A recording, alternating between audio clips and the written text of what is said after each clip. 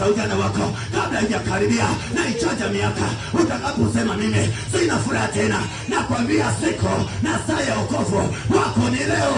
Wewe mwanadamu, badilika mwanadamu, badilisha mwenendo wako.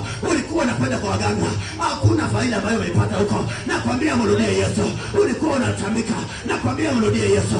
Ulikuwa unatumia nguvu za giza, nakwambia mrudie Yesu. Kwa maana ukiendelea kutumikia hiyo mizimu, ukiendelea kutumikia hiyo machini, ukiendelea kutumikia hiyo mapepo, nakwambia yatakunyonga, nakwambia utabaki salama, nakwambia utakufa. Hakika utakufa, kwa maana wewe ulikuwa ni mfu na kisha utarudi kwenye hali ya ufu, kwa sababu umeshindwa, umekataa kutii sauti ya Kristo. Haleluya.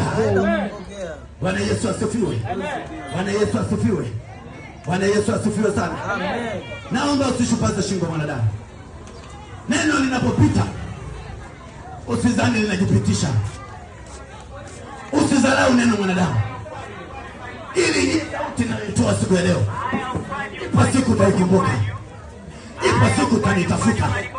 Nakwambia kuna wakati utakuja utatamani kuokoka, itawezekana. Kuna wakati unakuja mbele yako utatafuta jina la Yesu utaliona. Kuna wakati unakuja mbele yako utasema ni watumishi, na utafuta watumishi mbalimbali utawaona. Utatafuta maaskofu utawaona, utatafuta mitume utawaona, utatafuta wachungaji utawaona, utatafuta wainjilisti utawaona.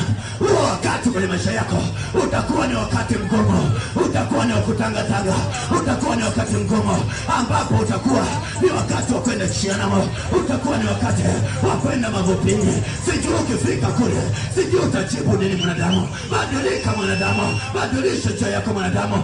Mwenyezi Mungu akubariki mtumishi wa Mungu. Badilika mwanadamu, hebu acha kuwa hivyo ulivyo. Hebu badilisha mwelekeo wako, hebu badilisha njia yako. Njia yako imekuwa ni mbovu, na ndio maana Yesu amesema amenituma mahali hapa